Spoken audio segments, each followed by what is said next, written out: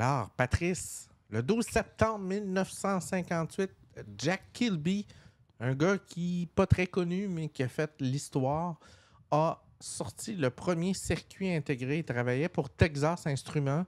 Il est d'ailleurs la première calculatrice électronique. Et il a créé le premier circuit intégré à base de germanium qui allait devenir éventuellement la folie furieuse qu'on connaît jusqu'à l'intelligence artificielle et tous les circuits qu'on connaît sur Terre. Et si tu regardes la photo, Patrice, ça avait l'air d'un peu n'importe quoi, mais c'était révolutionnaire pour l'époque, 1958. Effectivement. Donc, c'est en ce 12 septembre 58. Moi, j'en ai quelques-unes pour vous en date du 13 septembre. Le premier, le 13 septembre 59. On va le mettre en gros, excusez. J'ai pris le petit, mais mon grand, il est où? Oh, il est ici. Excusez, j'ai un 32 Python à cette heure. J'ai beaucoup de touches sur mon Stream Deck. Donc, 13 septembre 59, la première sonde spatiale soviétique Luna 2, qui devient le premier objet fabriqué par l'homme, a percuté un objet céleste, en l'occurrence la Lune. Oui, c'était voulu. Là. On va dire que la sonde a atterri ou s'est déposée sur la Lune. Et c'était la première fois qu'un objet de la Terre allait vers la Lune et allait directement dessus. Donc, ça a été quand même le début de l'ère spatiale moderne, disons. J'ai un deuxième pour vous. 13 septembre 83, le Osborne Computer Corporation déclare faillite. 2 ans seulement. C'est un ordinateur portable, OK, qui s'appelait l'Osborne 1.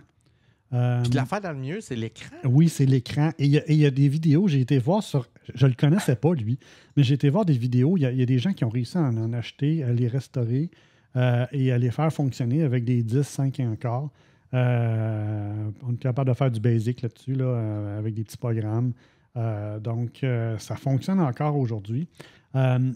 La tradition informatique veut que l'effet Osborne... Je me demandais c'était quoi ça, l'effet Osborne. En fait, je pense que c'est en l'honneur de cette compagnie-là que le concept a été nommé. C'est qu'ils ont annoncé le Osborne 2 quand ils Trop vite, à cause qu'ils avaient peur de la concurrence. Ouais. C'est ce qui les a sacrés dans la marde. C'est en plein ça. Le monde a arrêté d'acheter en se disant le deuxième s'en vient, on n'achète pas le premier. Au lieu de cacher le 1, puis après ça, annoncer le 2. C'est ce que Apple maîtrise. Effectivement. Donc, c'est le Osborne Effect, l'effet Osborne en lien avec cette compagnie-là qui a fait faillite en 83. Et j'en ai une troisième pour vous. Il y a beaucoup de choses qui sont passées le 13 septembre. En 85, Nintendo sort Super Mario Bros. Pour la Famicom au Japon. Donc, ça a été le lancement officiel. Par la suite, ils ont sorti le Super Mario Bros. Pour la NES en octobre en Amérique du Nord, mais c'est vraiment le 13 septembre 85 que Mario Bros. A vu le jour. Est arrivé sur Terre. Oui, de façon publique au Japon. Puis au Japon, ils ont des Famicom, donc probablement des familiales. Oui, mon oncle avait acheté ça à l'époque. Mon oncle était très, très, très up-to-date. Puis avant qu'on ait la Super NES, il y avait la Famicom qui avait fait venir du Japon. Ah oui. Donc, c'était une console familiale. C'est ça, un peu ça le concept là, pour des jeux. Donc, c'était le 13 septembre 85. Nice. Oui, c'est cool. Sur ce, on poursuit. Et juste avant, je vais vous dire que présentement, on est diffusé sur Facebook et aussi sur ma chaîne personnelle LinkedIn, sur Twitch, bien évidemment. J'ai mis l'adresse en bas. Et à un certain moment donné, on coupe le sifflet à ceux qui sont sur LinkedIn et Facebook. Venez nous rejoindre sur Twitch. C'est ici que vous allez pouvoir jaser avec nous et voir le reste du contenu de l'émission un petit peu plus tard. Donc, restez à l'écoute. Je vais vous annoncer quand on va couper le sifflet à Facebook et à LinkedIn.